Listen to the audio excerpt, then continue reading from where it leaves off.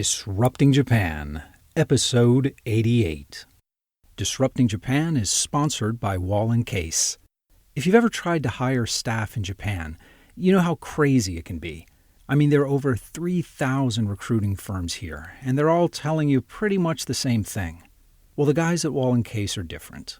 When you're coming into Japan, they'll sit down and work out a long-term hiring strategy with you. Is it best to start with a country manager? Or perhaps a head of partner sales? Maybe the first step is really a community manager. Now, I've known the team at Wall & Case for a long time, and they've worked with a lot of the companies that have been on this show and with some of the world's biggest brands as well. So if you're hiring in Japan, you really should talk to Wall & Case. Welcome to Disrupting Japan. Straight talk from the CEOs breaking into Japan. I'm Tim Romero, and thanks for joining me. Today we're going to be sitting down with Masao Tejima, or TJ as his friends call him. And I have to admit that this interview did not exactly go as planned. A few days beforehand, TJ and I agreed to sit down and talk about how he brought OpenTable to Japan, and to use that experience as a jumping-off point to give advice about how to bring an innovative software company to Japan and then sell to very conservative Japanese companies. And we did that, and in the next 40 minutes you're going to be hearing all about it. However, OpenTable was not TJ's first Japan market entry. He also brought in Macromedia, and before that, Aldus. In our simple talk, meandered into a 90-minute history of desktop publishing in Japan and how we had to forge strategic alliances and corporate standards that allowed the technology to take root. I walked away with the makings of two amazing stories on tape, so here's what we're going to do. Today, we're going to tell you the much more recent story of how OpenTable entered the Japanese market. And a bit later, we'll have TJ on again to give us the blueprint of how the right technology can let you disrupt an entire industry in only a few years, even in Japan. Today, we're going to learn about how to identify what companies are most suitable for Japan market entry and talk about TJ's rather extreme approach to maintaining a consistent corporate culture between Japan and corporate headquarters. We'll talk about effective techniques for selling innovative software to conservative Japanese businesses, and we'll look at some of the biggest mistakes companies make in hiring their Japan country managers. But you know, TJ tells that story much better than I can. So let's hear from our sponsor and get right to the interview. Kotowork is doing something pretty cool. It's a community of Japanese language students who want to work at Japanese companies with global ambitions. Kotowork also trains them in business culture, Japanese hospitality, and a bit of global marketing. And since it's a real community, Kotowork is always there for both candidates and companies to solve cultural misunderstandings and the hundreds of other little problems that can come up when foreigners work for a Japanese company. Kotowork has a wonderful, long-term, community-based approach to making sure everything runs smoothly, and you should really check them out at kotowork.jp. So I'm sitting here with TJ Tejima of, formerly Japan CEO of OpenTable. So thanks for sitting down with me. Thank you very much. So before we get started with the history of this market entry and what went right and what went wrong, can you give us a brief explanation of what OpenTable's business model is? It was 2000 or 2002. I was a general manager of Macromedia, which was merged with Adobe. I had to be in San Francisco because headquarters was San Francisco. I have to have a lunch. I have to have a dinner. But I tried to make a reservation, so sometime reservation was not completed made. Then I found the system so-called OpenTable reservation system in the website. And it was great. So I'd like to use this type of system in Japan near future. And this was the first impression about this service as a diner. Okay, so you approached the OpenTable team and said, I want to bring this company to Japan? I searched executive member of OpenTable. Fortunately, there are two people whom I know. Okay. And I sent an email to them. And I would like to have a meeting with you guys. I would like to know the background of OpenTable. It was 2004. And I already left Macromedia. So I would like to find a new type of a technology business after I resigned Macromedia, and I did several investment and established several business. Why did you leave both Aldus and Macromedia? So I think it took maybe 3 years was too short, but 6 years is too long for me. The technology and marketing innovation is my hobby. So was it you were feeling that you needed a new challenge, or just there was a bigger opportunity with another technology? Everything. Yeah. Everything. I do not want boring. So many smart people are in the market as a human resource. Very smart people can manage company very well and can grow the company very well. I don't have this type of a capability at all. I established a business. I created the human network first. Then product has come next. This is what I did. So I always established startup company first. Then 3 to 6 years, I have to find another option. I think this is really interesting because I've always thought market entry companies follow the same path as startup companies. And oftentimes, the person to grow a startup from 0 people to 30 people is very different than the person you want to grow it from 30 to 300. And with market entry, it's very much the same, I think. Yes, totally agree with you.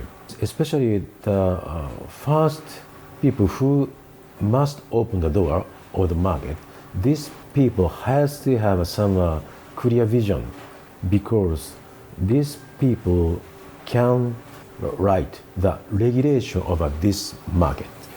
But after some market is bigger, so many people can add additional writing the regulation or change the regulation quickly. So by regulation, you don't mean like government regulation, you mean more of the industry standard, the way things are done in the industry?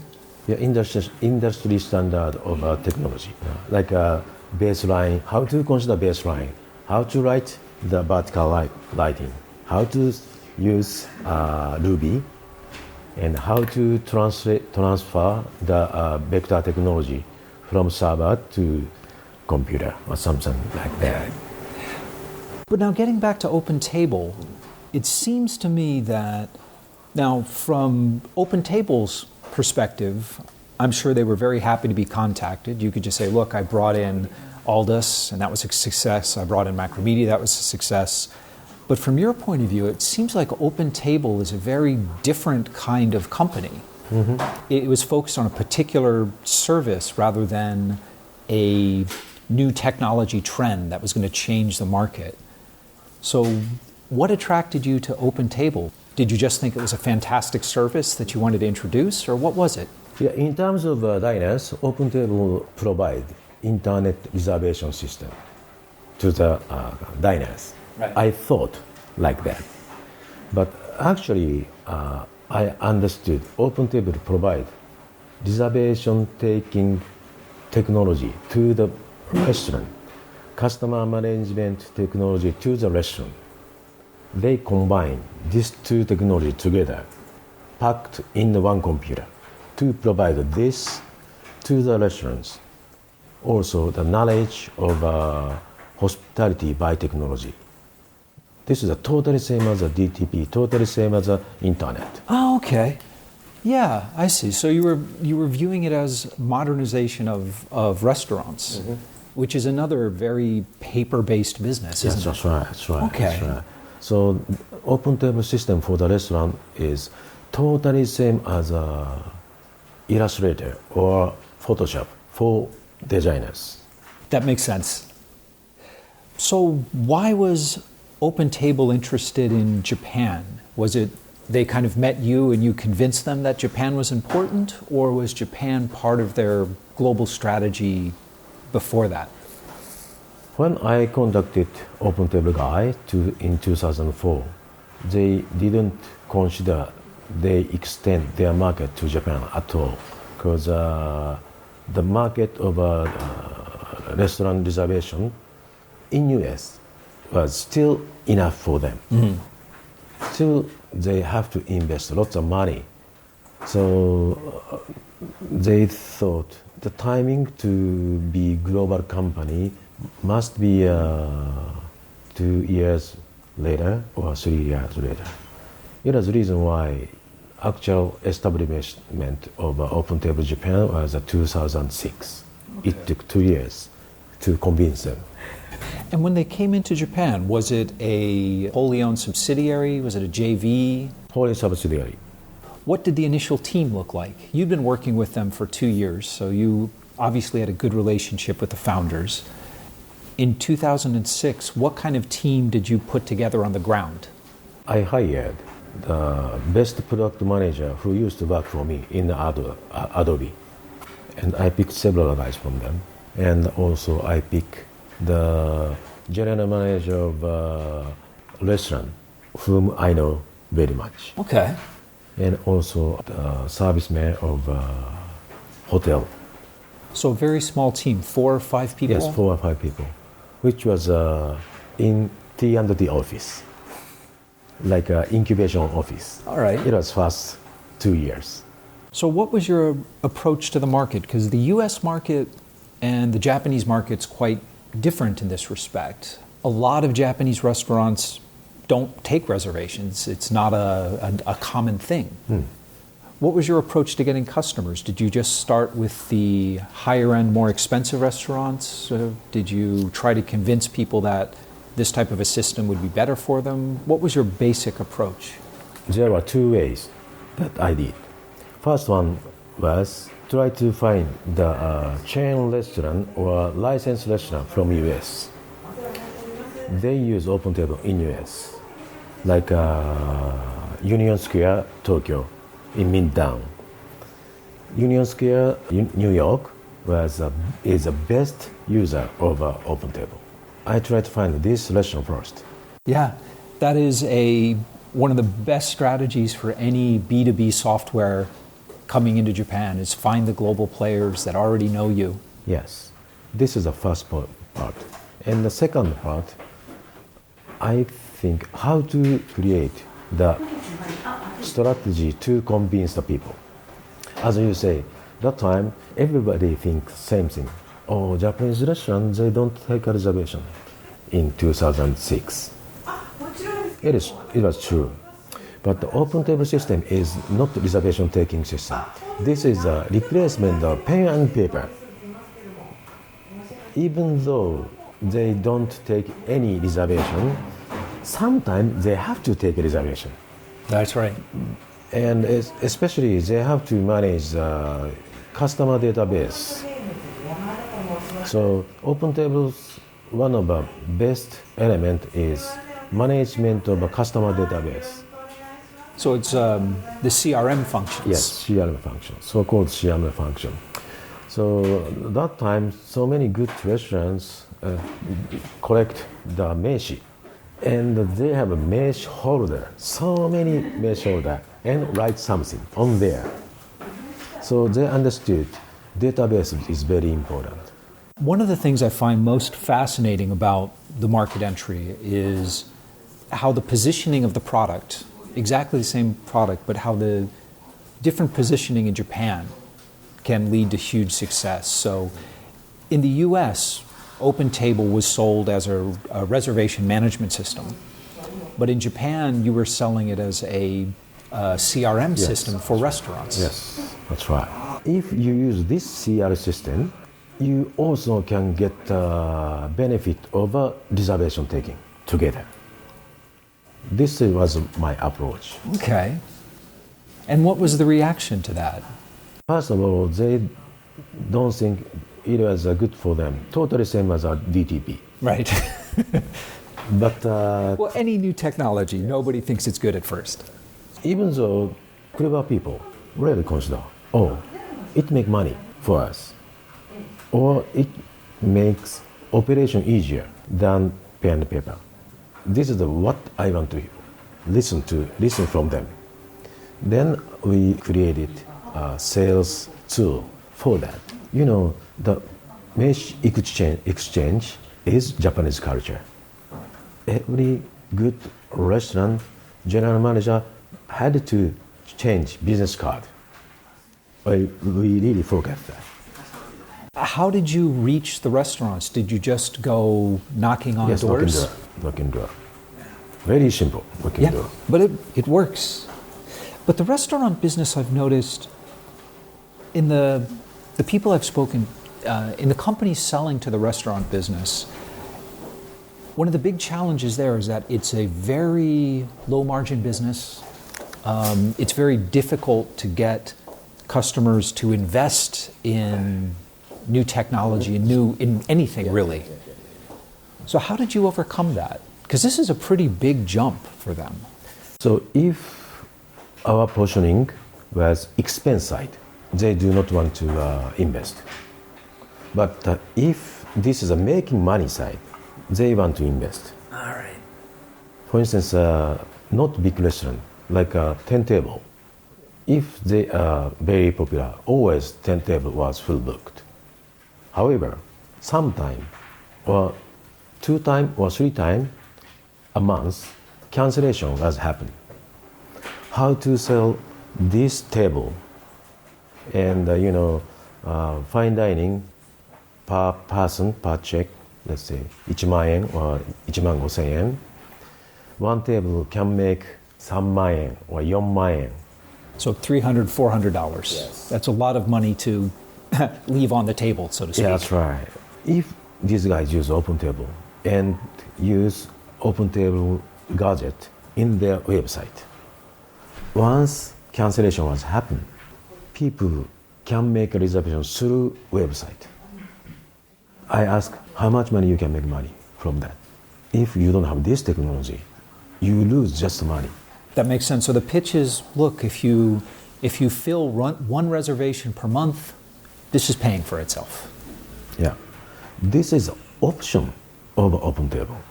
Real benefit is customer management, CRM. So in Japan, you were selling OpenTable with a really different positioning than in the US. Did you have to make any changes to the product? No. Just localization? Just localization. I learned lots of localization philosophy from software industry. So first, my experience was page layout software. I tried localize this software as much as you can to fit Japanese market. But it was not correct. Customize too much, localize too much was not good things to do, because global product explain how designer should be. OpenTable provide how restaurant management should be as global point of view. So once they use global product, they can learn lots from other world. In selling business to business in Japan, I found there are 2 competing ways of thinking, and both are persuasive, but one is global standards, but the other is customization. Mm-hmm. So I found Japanese business, they do respect global standards, but you also, when you're selling B2B software, you're going to get a lot of requests for customization. And is that something you ran into, or were the restaurants willing to say, this is a global standard, let's change the way we do things a little? I said no. You just said no. Okay. This is a global standard. Why don't you support global standard first? Then maybe in the future, better localization product or better local product can be provided by somebody. But right now, this is the best product in the world. Why don't you start? Try it. Try it. Did you get pressure from the customers to Yeah, change? sure. Every day, every night, every morning. They really want to customize for them, not for Japan.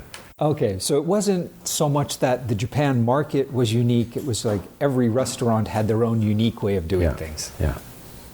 Excellent.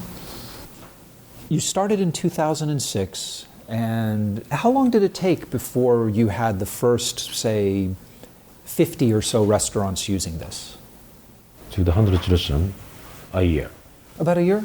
Okay, that's pretty fast, I think so. especially if you're going door to door to get these restaurants. So, what competition was there in the Japanese market?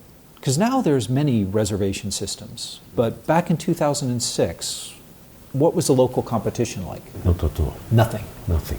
Okay, well, that's a great way to be coming into the market. Yeah, no, not great way.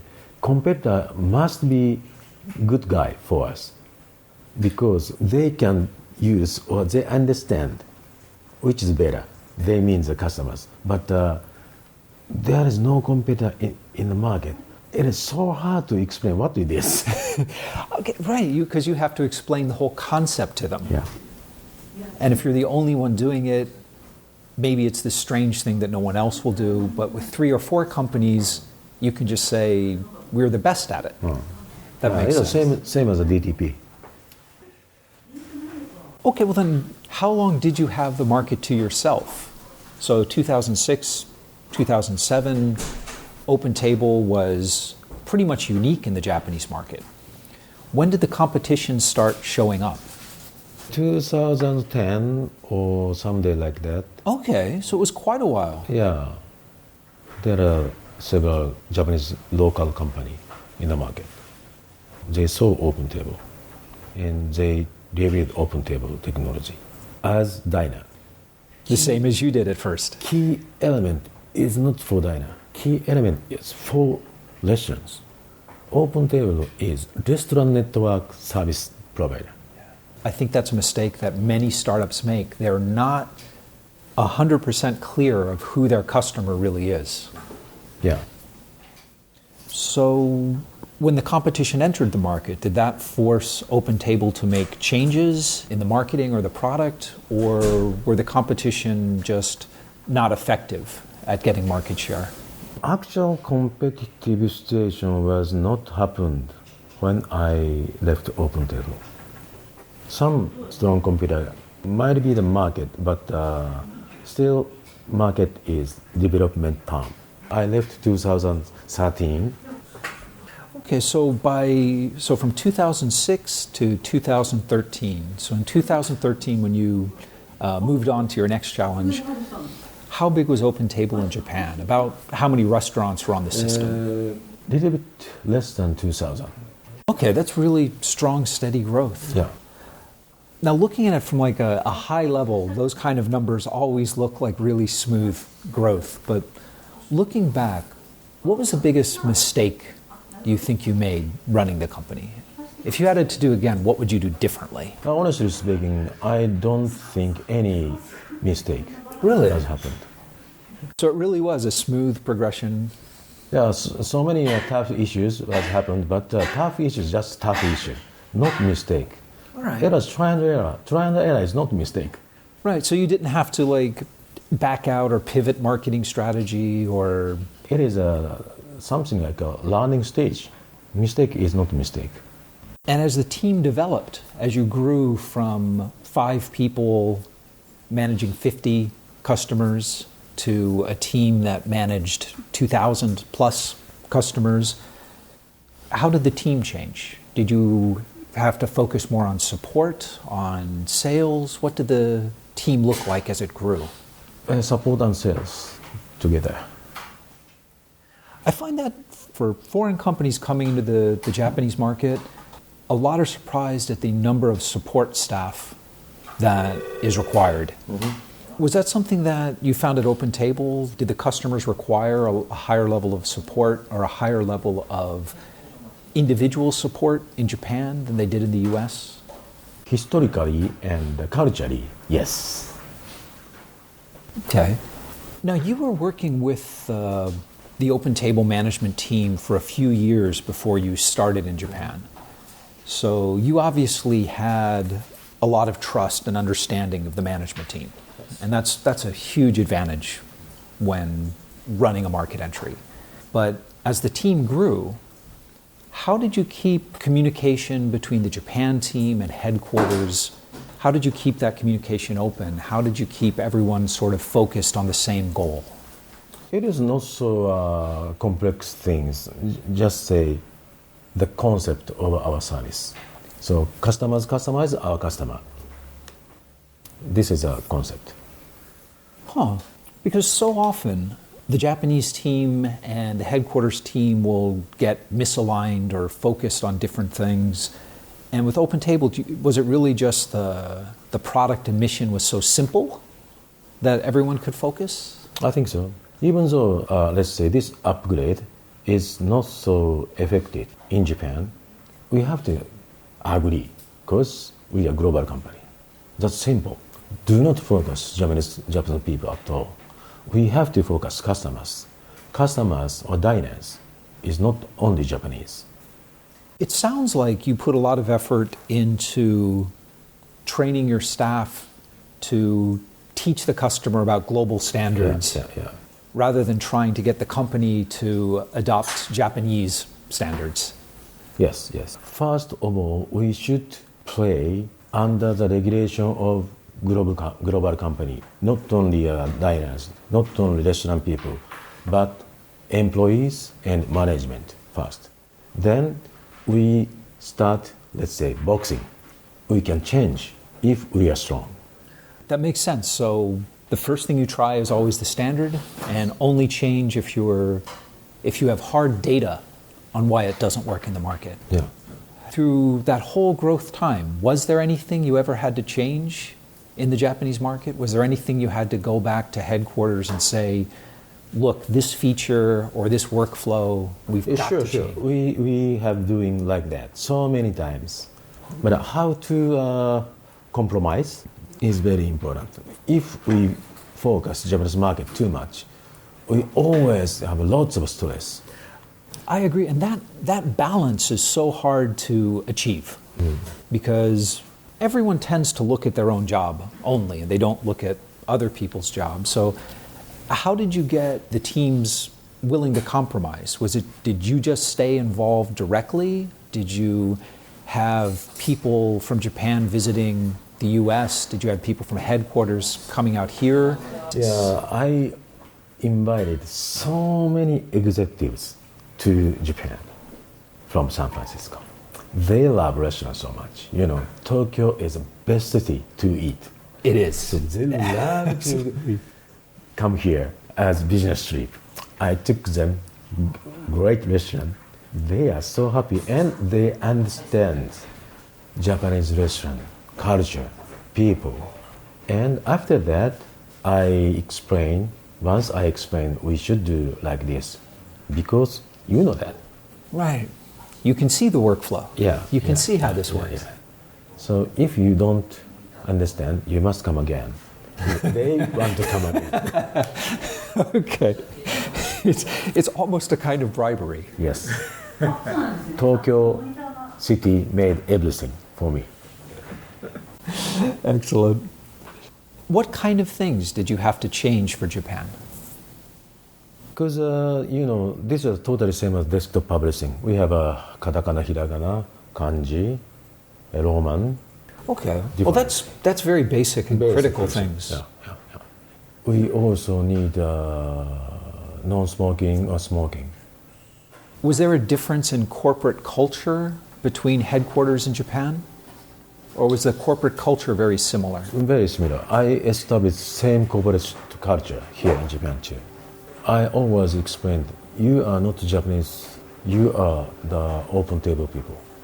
OpenTable have to consider we are OpenTable. And were the staff receptive to that? Yes, sure. All right. Because I've noticed, especially in sales department, seems to be where the Japanese sales culture, and particularly American sales culture seems to be very different. Yeah. Did you just run things American style, or was it Completely same as American style.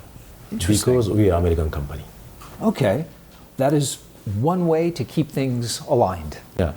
Don't tell any lie to the employee. Okay, I understand. Culture of Japan. I try to change the system or something to convince the people in headquarters. It is when I think so, but if it was not impossible, it was impossible. Sorry, it cannot be done forever because we are American company. So instead of focusing your energy on trying to change headquarters, you focused it on your own team. Yeah. And running your own team as American style company. Yeah, because I'm a general manager. I was general manager of OpenTable Japan, but I also executive member of OpenTable headquarters. So I have to consider OpenTable itself, not only Japan. You must have had to explain this to new employees during the hiring process, basically saying, by the way, we run like an American company. Yeah, of course.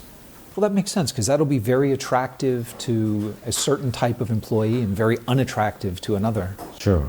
You know, when typical Japanese employee joined the company, they said, よろしくお願いします or これからお世話になります something like that. When I heard this type of comment, no. Company must say お世話になります. You make money for the company. Company share the money with you. This is the style of our business. There must have been times where it was difficult to get the staff following that message. It's very different from typical Japanese companies. So, how did you keep everyone focused on that culture kind of day to day? Behavior by general manager is most important. So, showing them by example. Yeah. All right. What sort of things were you doing as general manager to show them that this was an American style company? For instance, salespeople in Japan always wear tie and jacket. I said no. Every morning, you consider what type of a business appointment you have today. Then imagine what type of wear you should wear for the meeting. Every morning you should do. So this is the first step. Try to change the outside, then they change inside. Excellent. After you left, was that corporate culture maintained within OpenTable Japan? I don't think so. I don't think so. Maybe more than 50% of our ratio, new general manager came into the company. They try to change something. So it's more of a traditional Japanese management style now? Mm-hmm. Then I thought very interesting issue in any time, every time. The company grows like this. Then I thought it is timing to left the company. Then headquarters change the general manager here. This guy tried to create more comfortable product to Japanese market. Then interesting is happened after headquarters try to manage directly. So there is almost no employee I hired. Well, I think one of the most important things is the trust between the executive team at headquarters and the general manager in Japan. And you'd been working with them for 2 years before Japan started, and you stayed a member on the executive team. So that trust was incredibly strong. Mm-hmm. And a new general manager, no matter how skilled he is, wouldn't have that trust. Honestly speaking, the general manager of OpenTable Japan is one of the most difficult jobs as that title. Why is that? They have to understand technology. They have to understand the internet. They have to understand restaurant operation. They have to understand the world of a restaurant. They have to understand globalization. One of the most difficult. It is. But you learned it pretty quickly. Because I had a history working with American people. Yeah. Well, that's the other thing. They need to have a deep understanding of both cultures. Yes, sure. But sometimes, general manager of a Japanese subsidiary, so many people are like job hopping. General manager of this company, general manager of this company, that's a good resume. But they really just focus US. Say yes to US, not do anything in Japan. I've noticed this. There are two very, very different types of Japan country heads. There's the growth type and the management type. And the management type, they do seem to be very smart, very good resume, and will always agree with headquarters. Yeah. But as you point out, that usually does not mean growth in Japan. Steady growth, if headquarters want to steady growth subsidiary, they must hire steady manager type of. And if they want rapid growth, they need a different type. Yes. What would be the best advice you have for a U.S. company who's thinking of coming into Japan? What should they look for in a Japan country head? It is very difficult things to understand for them because our language is totally different from them, as you know. For instance, one of our interesting evidence is entertainment fee in the company in Japan is much higher than US company. Oh yeah, Japanese expense accounts can get shockingly expensive to American CFOs. I explain, this is not culture issue. This is just a language issue. In order to say I, you only have a language, a word I. We have 1,000 type of words to say I. Yes. Then in a business meeting, he said, I type A. But in a dinner time, he said, I type 2. But after dinner, he used I type H. Then we have to consider, these people have to think like this. It's a reason why we need entertainment cost in Japan. Need to time to have a dinner, need to time to drink, something like that. Yeah. But in fact, the core of that is, it's different in Japan, but that core idea, I think, is true in America as well.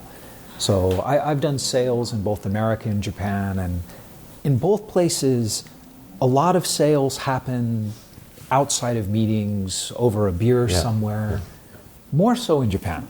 But I think a lot of American companies can understand the concept if you take the time to explain it to them. Well, let me also ask you this. What advice would you give to a new country manager, someone who's just stepped into the job? If this guy is English native speaker, it is okay. If this guy is Japanese native speaker, it is okay. These are totally different. I think language is everything. When I talk with you in English, I consider everything in English. But my English vocabulary is much, much less than Japanese vocabulary. When I use English, I'm not smart guy. I know that feeling very well. When I speak in Japanese, I sound like a junior high school student. Yeah, that's right. So the general manager of American company or any other company owned by foreign companies, general manager have to consider we are not native speaker. When I understood, it was a timing of brainstorming. Yeah. Oh, I know this so well. When I'm speaking in Japanese or when you're speaking in English, one-on-one like this, it's fine. There's never a problem. Small groups of 3 or 4, still fine, not a problem. But when you get brainstorming of 7 people speaking very quickly, it's really hard. Yeah, that's right. Understanding of a language difference is most important. What's your strategy for coping with situations like that? It is preparation for the brainstorming. I think if somebody have to take part in the brainstorming meeting, they have to get the agenda 2 days or 3 days before. Then these people have to brainstorming in Japanese by themselves, then prepare many things and take part in the brainstorming session. Yeah. Preparation is everything. Yeah, that's good advice.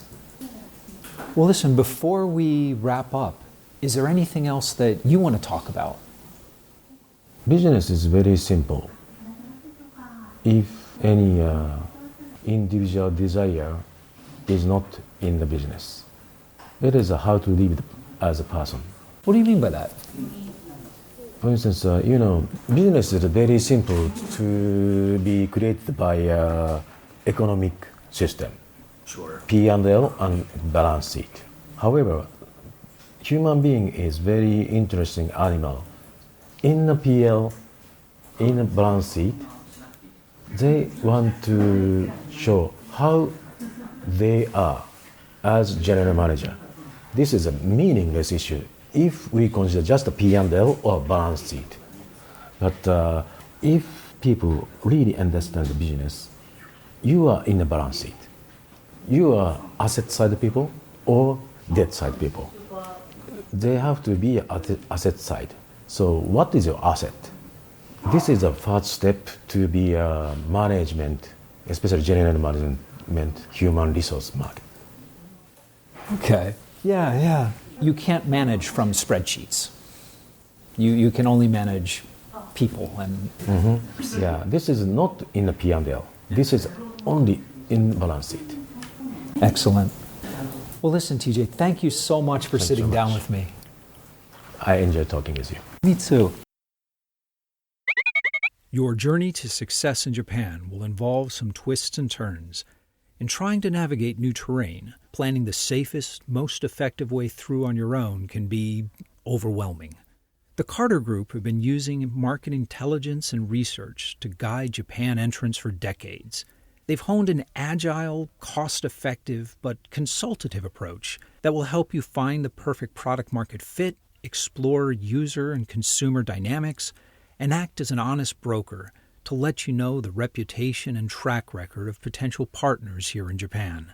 And when you're ready to go, their executive search team can also help you hire the right people to drive your business forward. So if you haven't got Japan completely figured out yet, the Carter Group can help you out. And we're back. You know, I loved Masao's insights on why so many of the Japanese competitors to OpenTable had problems getting traction initially. They were too focused on the diner's experience and adding value to the diner, rather than improving the restaurant's experience and adding value to the restaurant. Now, there's nothing wrong with wanting to delight all of your users, even those who don't pay you. It's an admirable goal. But this is something that is critical to the success of both market entry and startups alike. You need to have a very clear understanding of who your real customer is, and the real customers are the ones paying you for your services, and you must delight them first. There was another kind of subtle point that TJ made about maintaining a global sales culture that's worth revisiting. Japanese enterprise sales staff have a kind of uniform. They dress in navy blue suits with white or pale blue shirts and dark, simple ties. Black shoes and belt, not brown. TJ, however, had them dress in a manner that was appropriate to the customer they were meeting. Now, every American salesman learns this in his first year, but it's unusual in Japan, and it sends a very important message. When a salesman dresses in the standard uniform, they're doing so in order to make a good impression about their company. It's an inward-facing decision. It's saying, I respect my company enough to dress this way. However, when they dress in the way that makes the client feel most comfortable, they're considering the customer's needs and making an outward-facing decision. One that should, if part of a larger program, result in an even higher level of that customer service and support that Japanese firms are famous for. If you've got a story about dining in San Francisco or Japan, TJ and I would love to hear from you. So come by disruptingjapan.com/show088 and tell us about it. And when you drop by, you'll see all the links and notes that TJ and I talked about and much, much more in the resources section of the post. And hey, I know you've been meaning to get around this for a while now, but when you get the chance, please leave us an honest review on iTunes. It's really one of the best ways you can help support the show and help us get the word out. And most of all, thanks for listening. And thank you for letting people interested in the Japanese market know about the show. I'm Tim Romero, and thanks for listening to Disrupting Japan. Disrupting Japan is a proud member of the Japan Podcast Network. It's a community of some of the best audio content about Japan. So if you're looking for other high-quality podcasts about Japan, check out the other shows in the Japan Podcast Network.